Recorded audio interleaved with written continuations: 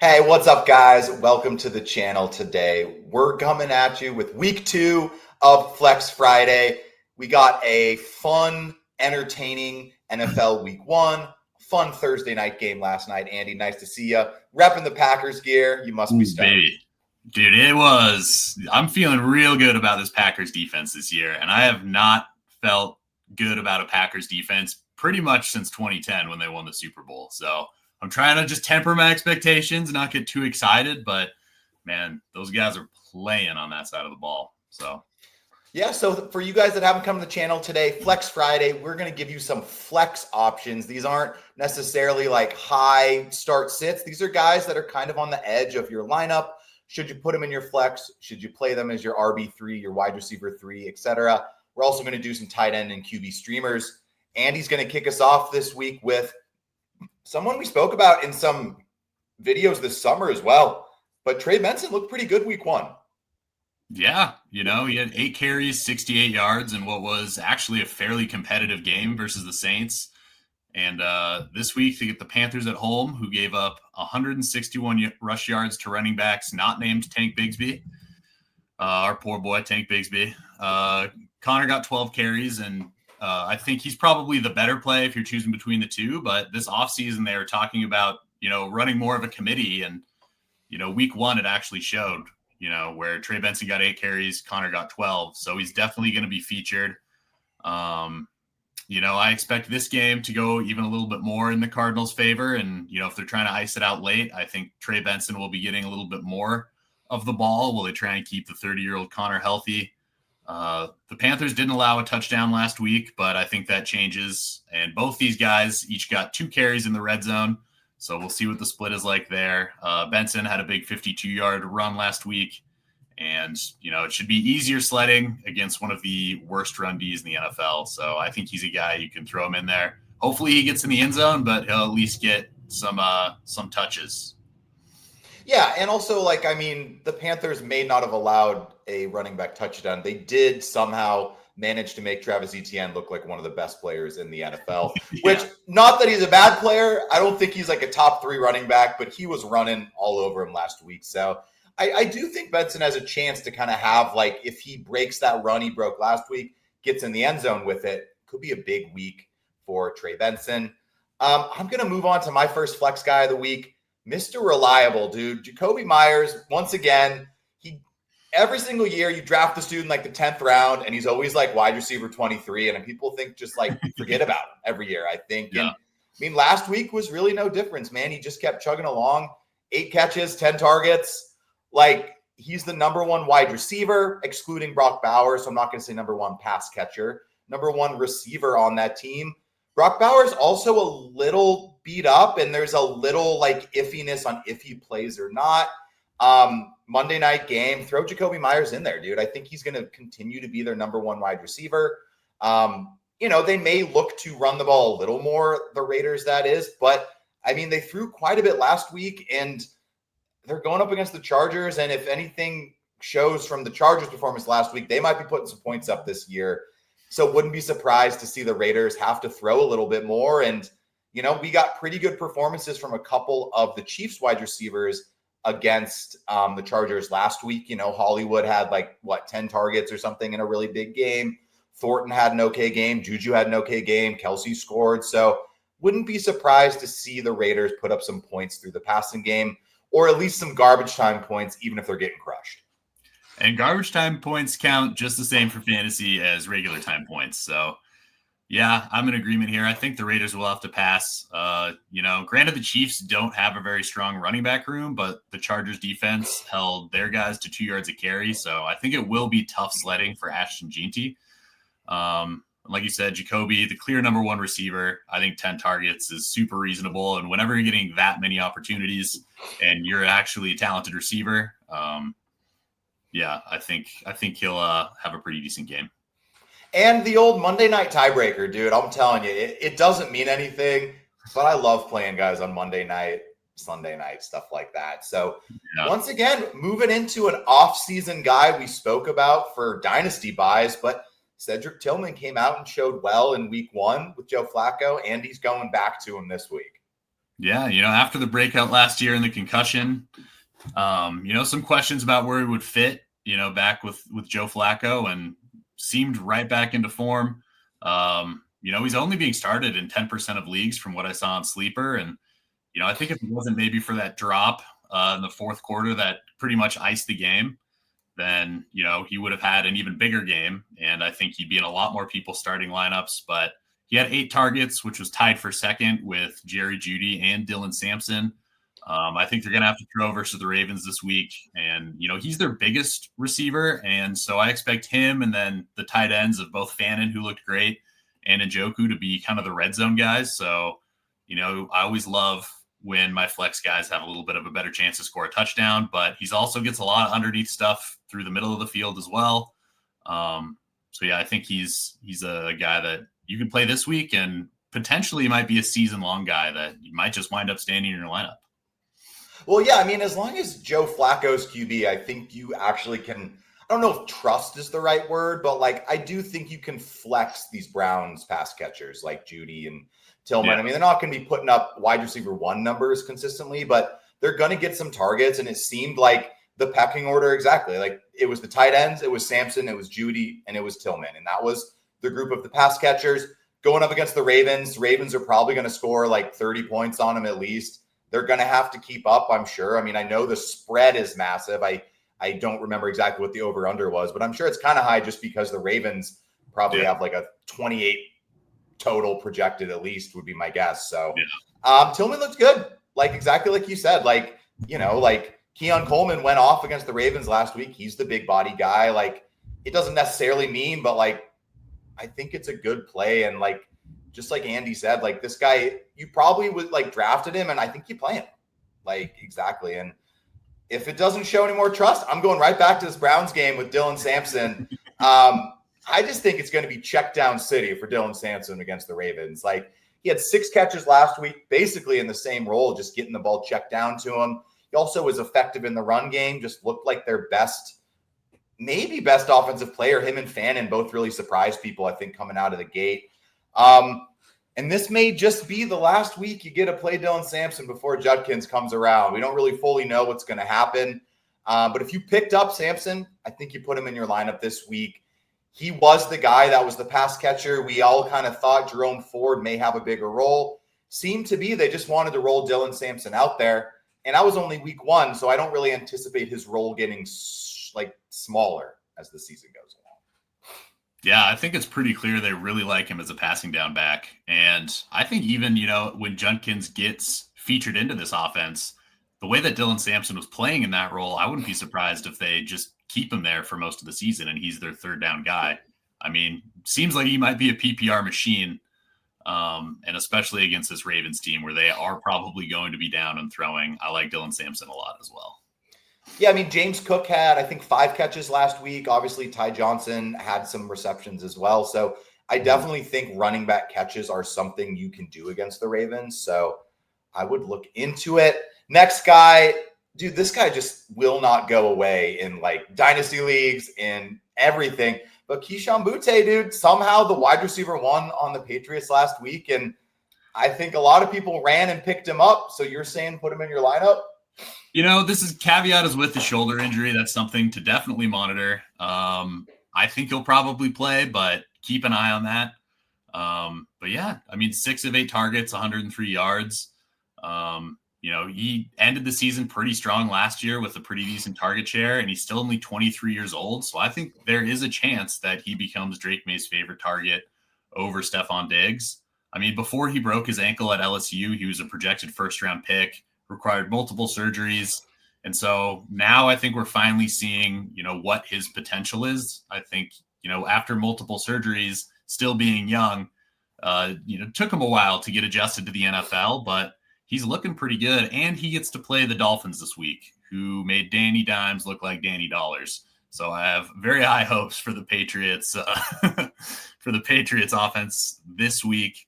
And he's still available in 63% of leagues when I checked on Sleeper. So if you got hammered by injuries, maybe you didn't get some of the guys you wanted on the waiver wire.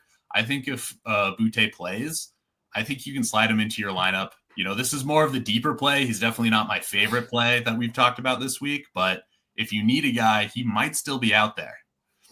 Yeah, I think for me, like he's kind of in that thing where like I'm playing him over Calvin Austin. I'm like, if you're picking up guys like that, I would much rather go the Butte route. And just like you said, I'm pretty sure I saw the other day that he's technically younger than Ladd McConkey. Not that Ladd McConkey's old, but like just to put it in everyone's perspective, like this dude's a young player. Like he's not some like older guy, and he had a good week last week. He actually had some good games last year as well, which I think is kind of leading into a little of the hype with him. Last flex player we're going to talk about today, I did mention him earlier, but I think you play Hollywood Brown this week. I really do. Like, I don't know if Xavier Worthy's going to play. Like, he is practicing, but even then, I really doubt they're going to run him like at a 100% snap rate. They really don't want to get him hurt. He's definitely not running crossing routes with Travis Kelce anymore. I can tell you that because that didn't go too well last week. But, you know, like, is Hollywood Brown like some super stud wide receiver for the entire season? No, like Xavier Worthy's going to come back. Rashee Rice is going to come back.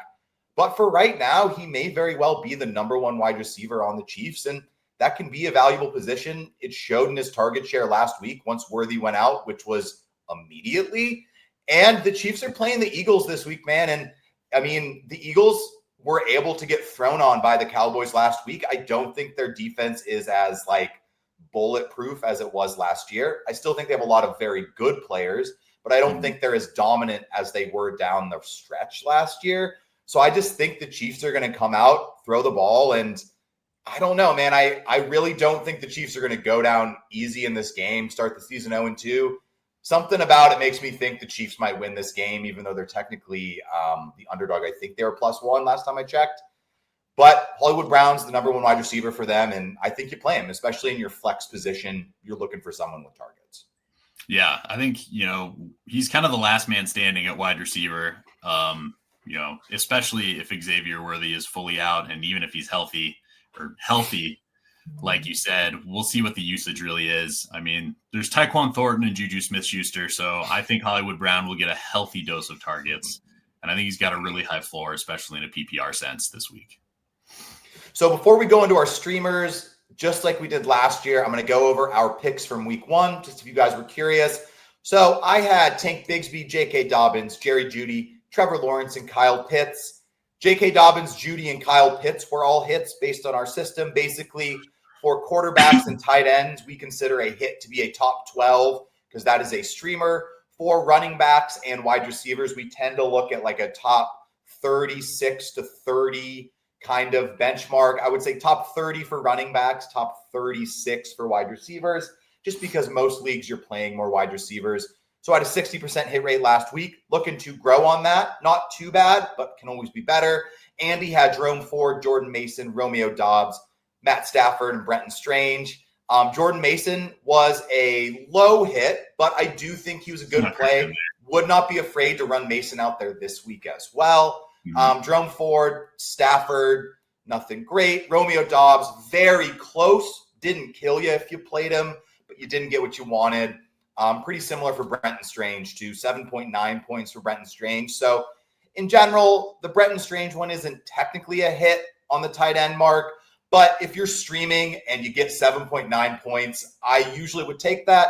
I mean, I played Njoku and Strange outscored him. So like that is the tight end market when it comes to fantasy football, especially when we're talking about, you know, like streaming options. But Andy, talk me through your quarterback for your streamer this week.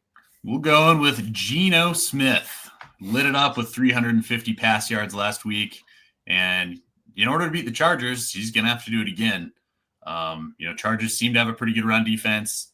Mahomes made a little Mahomes magic with his limited group of wide receivers. And now Geno isn't Mahomes, but you know, he's got Jacoby Myers. Hopefully he's got Brock Bowers. So he's got some decent pass catchers to throw to. So I see him slinging it, you know, at least 35 times. I think he threw it 34 times last week, and they were up. So yeah, I think I like the guy you're going to talk about a little bit more, but I don't mind gambling on the veteran at home in Las Vegas. Yeah, I mean, everything I said about Jacoby Myers, I think you could put on Geno Smith. They're going to have to throw. He's probably incredibly unowned. unless you're in a super flex league. So I think you could pick this dude up, and he plays Monday night, man. So that is all you need to know. If you're down 50, you still have Geno and Jacoby. You got a chance. But yeah, just like Andy said, I mean, mine may be a little more low-hanging fruit. I do think Drake May is consistently like ranked outside the top 12 in general. I think he was kind of right on that edge. He was a pretty popular like guy if you're going to snag 2 QBs late. But after what we saw Danny Dimes do to the Dolphins last week, I just can't ignore that the Dolphins might be one of the worst teams I've ever seen in my life. Or Daniel Jones is now just like the best player in the league. And I'm fine going down on that hill as well. But I think Drake May, he does have some upside with his legs. His pass catchers are looking a little better. We'll see kind of how he falls into a groove there. I don't know if the Patriots are going to have some amazing season, but this is a good matchup for Drake May personally. Yeah, I totally agree with that. And, maybe we are overreacting to week 1, but it seems like the Dolphins are going to be a team to target throughout this season. Looks like the wheels have fully fallen off, and, Drake May and Boutte can take advantage of that. Well, and I think, too, with the Dolphins, too, it's like, even if they do get it together, it's probably going to be more that their like offense is clicking. And even then, that's still a good team to target because if they're going to score points and you get in shootouts or who knows. But talking about a guy that just won't die, man. Jonnu Smith, what do you have last week? Like 5 catches for 15 yards, but he got the pop pass for the touchdown. Got a tug. I mean, yeah. And, the Seahawks, that's who we played this week. Last week, they allowed 8 catches and 2 touchdowns to the Niners tight ends, George Kittle, and then his backup after Kittle went down. But, part of this is Jonnu Smith is like Arthur Smith's adopted son. Arthur Smith was a tight end coach of the Titans when he got drafted, and then he brought him to Atlanta as the head coach, and now we brought him to Pittsburgh. So they just have such a tight relationship. And I think Arthur Smith's dream is an all tight end set where it's just 4 Jonnu Smiths out there running routes. He's got to settle for the 1. So I think, they're going to draw some stuff up for him. They're going to look for him in the red zone. The hope here is that he gets a touchdown. I don't know if he can do it on volume alone like he kind of was able to last year with the Dolphins, but I think he's a guy who definitely could score, and Arthur Smith loves him so much that he will get some targets. I mean, it's the perfect pairing. You have an offensive coordinator who wants to feed his favorite player ever, and you have Aaron Rodgers who loves throwing 1-yard touchdowns to rack up his stats. Like, it's kind of this perfect pairing. Like, Arthur Smith, Aaron Rodgers, there's going to be so many little 1-yard pop passes just to get his touchdown numbers up. And I would say like 85% of those are going to go to Jonnu Smith just to make the trade seem worth it for the Steelers. But like you said, this is a touchdown play, I think. I mean, sure, maybe he'll get 5 catches again, but it was for 15 yards. I don't think he was some big downfield threat last week. But he's involved.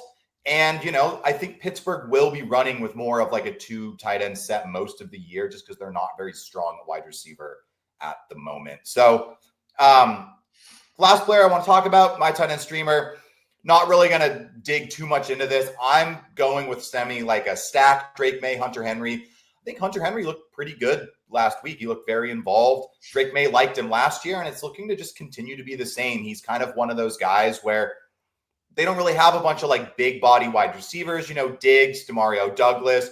Boutte's not like a small guy, but he's not very massive. 5'11". He's not even 6 foot. So in general, I mean, Hunter Henry's like the biggest player when it comes to their pass catchers, and he just has consistent involvement in that offense. And then you bring in the tight end upside of playing the Dolphins. I think he's a super good play as a tight end streamer. And he might be one of the ones that if you pick him up, I wouldn't be surprised if you can kind of just ride him this year. Let's say you lost Kittle and you want to go the Hunter Henry route or something. Yeah, I agree with that. I mean, Tyler Warren feasted in his rookie debut. All the things you said about Hunter Henry, I echo. So, yeah. But thank you guys for coming to our channel for Flex Friday, week 2. Basically, these are some guys. Some of them might have bigger upside. Some of them might have a higher floor. But we like these guys in our flex position. Obviously, do not play them over your studs. We're not saying to play Dylan Sampson over Saquon Barkley because you're scared of the Chiefs or anything like that. But we are all in these positions. Andy and I are in leagues where we're playing Jacoby Myers. We're playing Cedric Tillman. It happens, especially when you have deep starting lineups, which is becoming more popular. But thank you guys for tuning in. Good luck in your matchups.